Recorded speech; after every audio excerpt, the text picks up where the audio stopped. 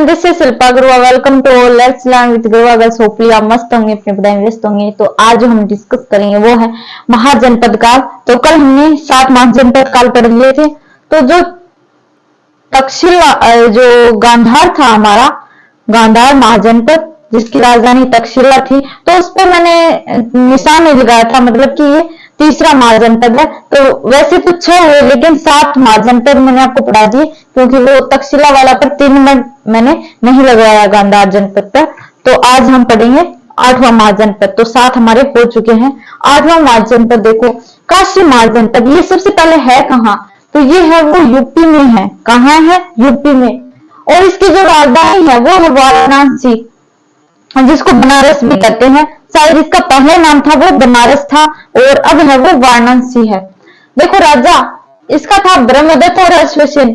ब्रह्मदत्त और अश्वसेन। प्राय में काशी सबसे शक्तिशाली महाजनपद था, क्योंकि इसके जो उत्तर में है वो कुरु आता था महाजनपद, और इसके दक्षिण में मगध, और ये बीच में था। तो ये काफी विकसित था। अविमुक्त क्षेत्र अभिधान भी कहते हैं, बफर जोन में था ये। अब देखो, 9वां जो महाजनपद है वो है अंग महाजनपद।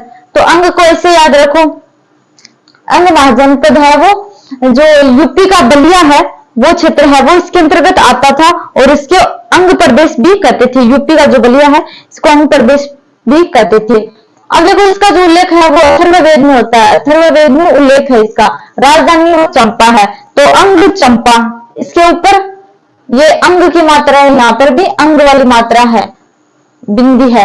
तो चंपा और अंग दो ही वर्ड है, दोनों में 2 ही वर्ड है। अंग में 2 है और चंपा में भी 2 है। तो ये से कनेक्ट कर लो। शासक था वो ब्रह्मदत्त। यहाँ पर भी एक ब्रह्मदत्त था और यहाँ पर भी ब्रह्मदत्त था। अब देखो, जो चंपा नदी है वो अंग व मगध के बीच में, अंग महाजनपद और मगध महाजनपद के बीच में सीमा का निर्धारण करती थी। और जो पहला जनपद है वो जिसे मगध ने विजित किया था, वो भी ये अंग ही था। पहला जनपद जिसे मगध ने विजित किया, विजित का मतलब होता है विजय किया। तो सबसे पहले किस जनपद को मगध ने जीता था? तो वो था अंग। यही था वो जिसे मगध ने जीता था। अब देखो, पांचाल महाजनपद। तो ये है वो यूपी में आता है। तो यूपी का कौन कौन सा क्षेत्र आता है? तो यूपी का जो बरेली, बदायूं, फर्रुखाबाद, रोहिलखंड का जो निकटवर्ती क्षेत्र है, और गंगा और यमुना का जो मध्य क्षेत्र है, वो पांचाल जो महाजनपद है उसके अंतर्गत आता है। देखो, बरेली, वैसा बरेली का झुमका गिरा मेरा बाजार में, ऐसा कोई सॉन्ग भी है। और देखो, बैस बरेली, बदायूं, फर्रुखाबाद, और जो रोहिलखंड का निकटवर्ती क्षेत्र है, और गंगा यमुना का जो मध्य का क्षेत्र है, वो पांचाल महाजनपद के अंतर्गत आता है। तो ये पूछे किस राज्य के अंतर्गत आता है? तो ये यूपी के अंतर्गत आता है। जो ये क्षेत्र है वो इस पांचाल महाजन के अंतर्गत सम्मिलित थे पहले। अगर वो राजधानी है वो अहिच्छत्र तथा कांपित्य, 2 राजधानियां रही हैं इसकी। ये जनपद 2 भागों में विभक्त था। दोनों को भागीरथी नदी है, वो भागीरथी नदी अलकनंदा नाम सुना होगा, तो ये अलग करती है। तो भागीरथी नदी दोनों जो 2 जनपद है, ये 2 जनपदों में विभक्त था, उनको है वो भागीरथी नदी अलग करती है। तो ये बात इसके संदर्भ में ध्यान में रखनी है। अब देखो, मत्स्य महाजनपद। मत्स्य महाजनपद जो राजस्थान के निवासी है वो जानते हैं। मत्स्य जनपद आप पढ़ते हो कि मत्स्य जनपद की राजधानी, तो आप बताते हो विराटनगर। तो एक और राजधानी है उपप्लव, तो ये भी आपको ध्यान में रखनी है। विराटनगर तो है, 2 राजधानी है, उपप्लव और विराटनगर। अब देखो, ये किसके लिए फेमस था? तो ये है वो पशुपालन के लिए फेमस था, विशेषकर जो गायें हैं उनको पालने के लिए फेमस था। अब देखो स्थिति, तो जयपुर, अलवर और भोजपुर का क्षेत्र है वो इसमें सम्मिलित है मत्स्य जनपद में। तो ये आपको मत्स्य जनपद के बारे में महत्वपूर्ण जानकारी है वो याद रखनी है। अब देखो, कौशल महाजनपद। तो सबसे पहले राजधानी देखो श्रावस्ती तथा कुशावती। श्रावस्ती कैसे, देखो कौशल कैसे कुशावती, और एक श्रावस्ती, ये भी ध्यान में रखना, क्योंकि जो अलग अलग राजा हुए तो उन्होंने अपनी राजधानी है वो फिर चेंज की। तो इसी प्रकार 2-2 राजधानी आप देख रहे हो, सभी में लगभग 2-2 राजधानी आ रही है। तो श्रावस्ती जो राजधानी थी, तो श्रावस्ती का नगर विन्यास है वो अर्धचंद्राकार था, यानी कि ऐसे समझो अर्धचंद्राकार। प्रसिद्ध शासक था परसेजनित। सदानीरा यानी कि गंडक नदी, गोमती नदी, सर्पिका यानी कि सई नदी है वो कौशल महाजनपद के अंतर्गत आती थी। तो अर्धविन्यास देखो, श्रावस्ती का नगर विन्यास अर्धचंद्राकार था। तो सिंधु घाटी सभ्यता में हमने पढ़ा था कि सिंधु घाटी सभ्यता एक नगरीय सभ्यता थी, तो उसका नगर नियोजन काफी अच्छा था। तो इस जो महाजनपद है कौशल का भी नगर विन्यास, जो श्रावस्ती राजधानी है, तो इसका अर्ध विन्यास है वो अर्धचंद्राकार था। ये ध्यान में रखना है। अब देखो वर्तमान में जो ये कहां पर स्थिति है, इसकी सिचुएशन है, तो ये वर्तमान में जो यूपी से लेकर जो पश्चिम का ओडिशा है तक और अवध का क्षेत्र है वो के साथ ये जुड़ा हुआ है। यानी कि यूपी से लेकर वो पश्चिम का ओडिशा है तथा अवध का क्षेत्र है वो इसके अंतर्गत आता है। अब देखो बज्जी, बज्जी नहीं बोलना आपको, बज्जी बोलना है, बज्जी। आप बोलोगे बज्जी, बज्जी कैसे, मतलब बज्जी बिहार, वैसे बज्जी वैसे बिहार। तो सबसे पहले बज्जी के बारे में 8 गणों का संघ था। 8 गण है वो इसके अंतर्गत आते थे, छोटे छोटे गण आते थे, तहसील की तरह समझो कि जैसे एक डिस्ट्रिक्ट में अलग अलग तहसील उपखंड आते वैसे ही। राजधानी वो वैशाली थी इसकी। गंगा नदी वज्जी और मगध के बीच में थी। जो गंगा नदी है वो वज्जी बिहार में है, आपको पता है, मगध है वो भी बिहार में है। तो गंगा नदी है वो इन दोनों के बीच में थी। आपको पता है गंगा नदी कहां से निकलती है, कौन कौन से राज्यों में बहती है, तो उत्तराखंड,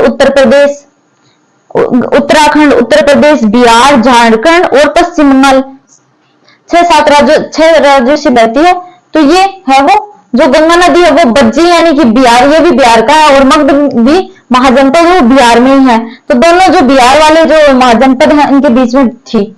महावीर वज्जी गणराज्य के संघ के राजकुमार थे। जो महावीर स्वामी थे, महावीर स्वामी जो जैन धर्म के थे, तीर्थंकर अनुयायी जो उनको मानते हैं महावीर स्वामी को, तो महावीर जो स्वामी थे वो गणराज्य, जो ये वज्जी गणराज्य है इसी के राजकुमार थे। जब मैं आपको बौद्ध एवं जैन धर्म पढ़ाऊंगी तो इनके बारे में बहुत सारी रोचक अलौकिक चीजें आपको बताऊंगी। तो तब महावीर स्वामी के बारे में हम डिटेल से पढ़ेंगे, महात्मा बुद्ध और जो महावीर स्वामी है। तो ये यहाँ के राजकुमार थे, ये ध्यान में रखना। वज्जी के राजकुमार कौन थे, महावीर स्वामी जी। अब देखो चेदी, इसका उल्लेख है वो ऋग्वेद में मिलता है। कौन से वेद में, ऋग्वेद में। चंबल और जो केन नदी के बीच में था ये। चंबल जैसे चेदी जैसे चंबल, और एक और याद रखना केन, इस पे एक ही मात्रा आ रही है तो इसमें भी एक ही मात्रा आई। चंबल और केन नदियों के बीच में था। राजधानी थी सुक्तिमती या शक्तिमती, सुक्तिमती या शक्तिमती एक ही बात है। शासक था, देखो राजधानी है ना वो स से शुरू हो रही है, शक्तिमती या सुक्तिमती, तो शासक भी स से है, शिशुपाल। तो जो वर्तमान में जो बुंदेलखंड का इलाका है, वर्तमान में बुंदेलखंड का इलाका वो इसमें आता है। वर्तमान आधुनिक समय की बात करूं, जो वर्तमान में है वो बुंदेलखंड का इलाका इसमें आता है। और गंगा और नर्मदा के बीच में का जो क्षेत्र था वो प्राचीन समय में चेदी था। जो गंगा और जो नर्मदा, गंगा और नर्मदा का जो बीच का क्षेत्र था वो चेदी के अंतर्गत आता था। यानी कि ये यूपी और एमपी का जो क्षेत्र था, यूपी और एमपी का जो क्षेत्र था वो चेदी गणराज्य के, चेदी महाजनपद के अंतर्गत आता था। तो ये बात आपको ध्यान में रखना है। वर्तमान में पूछे तो ये है वो एमपी में है, शायद चेदी है वो एमपी में, लेकिन जो गंगा और जो नर्मदा का क्षेत्र था पहले वो इसी के अंतर्गत आता था। तो जो मध्य प्रदेश का चंदेरी क्षेत्र है वो पहले चेदी के नाम से ही जाना जाता था। तो ये इसके बारे में ध्यान में रखना। अब देखो अवंती है वो मध्य प्रदेश में। राजधानी है वो इसके उज्जैनी या महिष्मती, उज्जैनी और महिष्मती। और नदी पूछे तो चित्रवती नदी आती है इसमें। मगध के अतिरिक्त यही राज्य था जहां लोहे की खानें थी। तो मगध के अतिरिक्त और कौन सा महाजनपद हुआ जहां लोहे की खानें मिली, तो ये है वो अवंती है। और एक शासक है इसका चंडोप्रदोत, तो इसका शासक है वो चंडोप्रदोत। तो जो मगध का शासक था, मगध का शासक कौन था, बिंबिसार। सबसे पहले उसने ही हर्यक वंश की स्थापना की थी। हर्यक वंश की स्थापना उसने बिंबिसार ने की थी। तो उसने 3 प्रकार की नीति अपनाई थी, मैत्री, विवाह और युद्ध नीति। तो मैत्री नीति के अंतर्गत उसने जो चंडोप्रदोत है यहाँ का शासक अवंती का, तो ये है वही वो बीमार हो गया था, पीलिया की बीमारी हो गई थी। तो फिर जो मगध नरेश बिंबिसार थे उन्होंने है वो अपना जो राज्य वेद होता है, जीवक नामक एक राज्य वेद था, उसको है वो चंडोप्रदोत की बीमारी को दूर करने के लिए भेजा था देखने के लिए इसको। तो ये इसके बारे में ध्यान में रखना। किसने भेजा? जो बिंबिसार है हर्यक वंश का, उसने भेजा था। मगध का नरेश कौन है? बिंबिसार। बिंबिसार ने भेजा था चंडो प्रदोत के लिए जीवक नामक वैद्य को। जीवक नामक वैद्य, ये वैद्य था, ठीक है। किसका था भाई? उसका बिंबिसार का था, उसने भेजा था इसके लिए मित्रता करने के चक्कर में। अब देखो राजा है वो, अब देखो 16वां जो हमारा है मल महाजनपद, तो ये उत्तर प्रदेश के अंतर्गत आता है। उल्लेख है वो अंगुत्तर निकाय में है, मतलब कि बौद्ध जो धर्म है उसका बौद्ध ग्रंथ है, ये बौद्ध धर्म का ये बौद्ध ग्रंथ है अंगुत्तर निकाय, उसमें इसका उल्लेख मिलता है। मल का राजधानी है वो कुशीनारा या पावा। कुशीनारा जो वर्तमान में कुशीनगर है उसी का नाम है, और पावा है इसका नाम है फाजिल नगर वर्तमान का नाम। और मल्ल नरेश बौद्ध धर्म के दृढ़ अनुयायी थे, तो मतलब कि जो मल्ल नरेश हुए वो बौद्ध धर्म के हैं, वो दृढ़ अनुयायी थे, कठोर अनुयायी थे।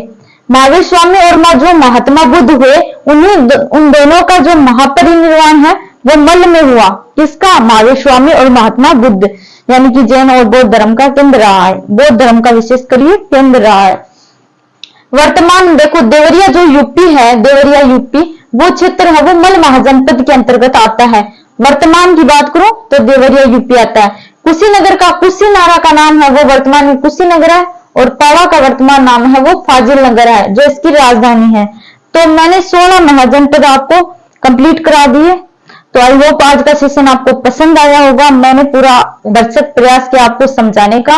अगर फिर भी आपके समझ में नहीं आता है तो आप कमेंट बॉक्स में बताना क्लास आपको कैसी लगी, मैं दोबारा ट्राई करूंगी। तो मिलते हैं नेक्स्ट वीडियो में, तब तक के लिए बाय बाय।